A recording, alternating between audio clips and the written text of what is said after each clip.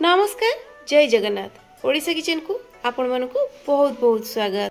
आज आम बैगण को लेकिन बहुत ही गोटे टेस्टी चटपटा रेसिपी बनैबा। बैगण खाऊ नथबा लोक भी बहुत ही खुशी रे खाइबे। घरोई बेसिक मसला रे आम या को बनैबा।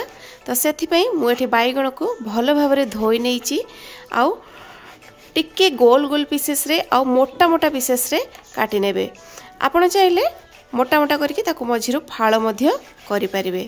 तो एठी देखंतु बैगण को मु एई भलिया टिके मोटा मोटा करके काटी नेइची। काटी साला परे बैगण जेमती कळा न पड़े तो सेथि पई बैगण को पानी रे एमती भिजै देबे। आउ नेइची मु एठी तीनटा मीडियम साइज रो आलू आलू को आमे एठी लंबा लंबा करके काटी नेबा। आलू आउ बैगण रो परिमाण आपण कम बेसी मध्य करि परिबे। आलू आपण चाहिले याको स्किप मध्य करि परिबे, किंतु आलू देले कोन हबो कि ना ये तरकारी रो टेस्टा टिके बढ़ी जिवो। एपटे एठी बसै नैची मु कड़ाई आउ कड़ाई गरम हे गेला परे ता देहरे मु एठी देई दोची 2 चम्मच मापर सोरिष तेल। तेल एठी गरम हे गेला परे एठी जो आमे काटी रखिथिबा आलू को टिके लाल कलर हेला पर्यंत भाजी आनिबा। लूण किंबा हळदी आमे एथिरे किछि भी दबानी, फास्ट सेमिति प्रथमे भाजी आनिबा। आउ एपटर जो बैगण को रखिथिले बैगण देहरे देई देबा। एठी देखिकी लूण हाफ चम्मच देई देबा, हळदी गुंड, लंका गुंड हाफ चम्मच रु अल्प, आ छोट गोटे चम्मच बेसन सब को देई देकी आमे याको भलो भाबरे टिके गोळै नेबा। जदि मसला गुडी को बैगण देहरे लागु न थाए हल्का चाहिले आपण टिके पानी को मध्य छिंची नेबे, जहा फल रे कोन हो ना बैगण देहरे इजीली मसला गुडा को लागि जिवो। एठी आलूटा हल्का हल्का माने 50% कुक हो जाइए आ भाजी मध्य जाइए। एबे हमें ताको कोन करबा ना गोटे प्लेट को बाहर करि आनिबा। अधिका हो याको भाजीबेनी कि अधिका सिजेइबेनी। तेल रे जतक बळीची ता देहरे देई देबा हमें जो बैगण को गोळै के रखिथिले। बैगण को जते बेले कड़ाई देहरे आपण देबे सेते बेले गैस रो फ्लेम को टिके हाई रे रखिबे फास्ट 2-3 मिनिट। तापरे गैस रो फ्लेम को मीडियम रे रखिके बैगण को भाजी नेबा। बैगण को एठी जो आमे भाजीबा बैगण को भलो भाबरे उलट पलट करके भाजीबा जेमति दुई साइड रो भलो भाबरे भाजी हो जाऊ। आ ता छडा बैगण भाजी जिबा सहित सिझिबो भलो भाबरे बैगण सिझिबो, किंतु बैगण पूरा गोटा गोटा होई करके रखिबे बिल्कुल भी जेमति न घांटे जाए। तो एठी बैगणटा हमर बहुत बढ़िया भाबरे सिझी गलानी। तेणु एबे ऐड करिबे मु पियाज। मु एठी दीटा मीडियम साइज रो पियाज को एमति बड़ बड़ पाखुडा करके तार पत्र गुडी एमति बाहर कर नेची। आउ नउची मु एठी गोटे बड़ साइज रो टमाटो को एमति छोट छोट पीसेस रे एमति काटी नेची। टिके बड़ बड़ माने मीडियम साइज रखी काटिबे।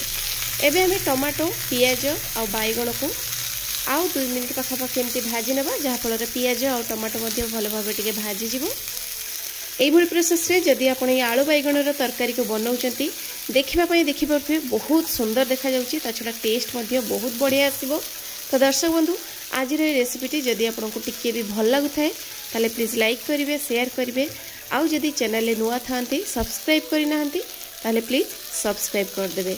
तो एबे मु बैगण पियाज टमाटो को भलो भाबरे भाजी नेची याको बाहर कर देबी। सेई सेम कड़ाई रे देई देबी मु एठी आउ गोटे चम्मच तेल। तेल गरम हे गेला परे दबा हमें पियाज। मु एठी दीटा मीडियम साइज रो पियाज को पूरा छोट छोट करके काटी की नेची। एई रेसिपी रे पियाज रो क्वांटिटी टिके अधिका रहइबो। पियाज को इठी हमें टिके लाल कलर हेला पर्यंत भाजी नबा। तार भितरे रेडी कर नबा हमें गोटे मसला जो थ्री के मु नउची 4टा कंचा लंका। लंका आपण को हिसाब रे आपण जतेक खाइबे देबे। गोटे इंच मापर अदा आउ 7-8 कुला रसुण आउ नउची मु 2टा छोट छोट टमाटो। या देर हमें बिल्कुल भी पानी दबानी, पानी न देकी सेमिति पूरा चिकन करके एठी मु बाटी आनिची। तो एपटे पियाज मध्य हमर भलो भाबरे भाजी हे गलानी। आउ ए स्टेज रे हमें जो मसला को बाटिले दे देबा पियाज देहरे। आउ मसला धुआ पानी मध्य हमें एठी दे देबा 2 चम्मच पाखा पाखी। प्रथमे देई देकी याको मसला देहरु टिके ऑयल रिलीज होला पर्यंत आमे मसला को भलो भाबरे टिके कसी नबा। आ मसलाटा कसी होतबा समय रे दबा एठी हमें हाफ चम्मच जीरा गुंड, कंचा लंका तो आमे देइचे तो हाफ चम्मच रु टिके अधिका दबा लंका गुंड, कलर पई हाफ चम्मच हळदी गुंड, केवल बैगण देहरे आमे देइचे लूण आ बाकी तरकारी स्वाद देखिकी आमे दे देबा एठी लूण आउ धनिया गुंड मध्ये दे देबा आमे हाफ चम्मच। तो सबको मिसई देके गुंडा मसला दे सारा पर गैस फ्लेम को पूरा लो रे रखिबा आउ ए मसला को भल भाव टिके कषि नबा। ये देखिपे मसलाटा बहुत बढ़िया भाव में कषे जाइए, चारिकड़ू ऑयल रिलीज हो गलानी। तेणु एबे आमे या देहरे देदेबा आउ 2 चम्मच पानी आउ देदेकी ए मसला को आउ टिके आमे भल भाव में कषि नबा, माने 2टा स्टेप रे कषिबा।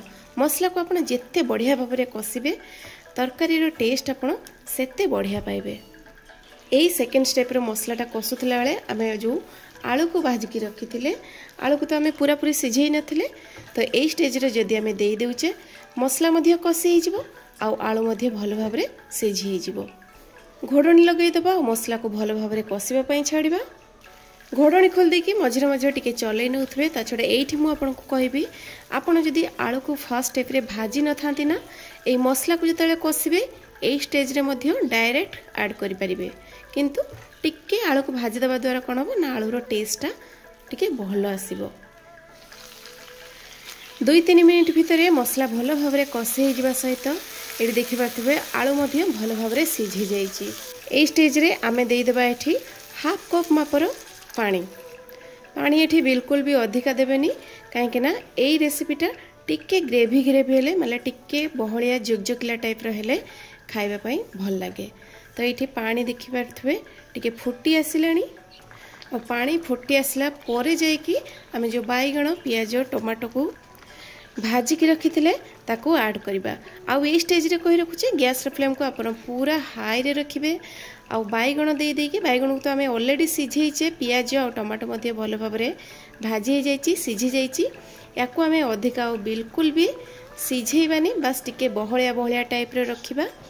2 मिनिट पाखापाखि फुटई नबा और फुटई सारा पर देदेबा अल्प टिके धनिया पत्र आउ हाफ चम्मच गरम मसला गुंड। गरम मसला गुंड चाहिए दे पारिबे आपण, नहेले स्किप मध्य करि पारिबे। तो या भात सहित खाई पारिबे, रुटी सहित खाई पारिबे, पखाल सहित खाई पारिबे। बहुत ही टेस्टी रेसिपी एटा। थरे आपण निश्चिंत भाव में घरे बनईकी देखंतु, देखिबे थरे खाइला मात्रे बारंबार या बनईकी खाइबा चाहिए। एबे आम या आउ अधिका सुखेबानी कि अधिका या पानिया रखिबेनी। देखि पारथबे एमिति बहलिया बहलिया ही रखिबे। गैस फ्लेम को एबे आम बंद कर देबा।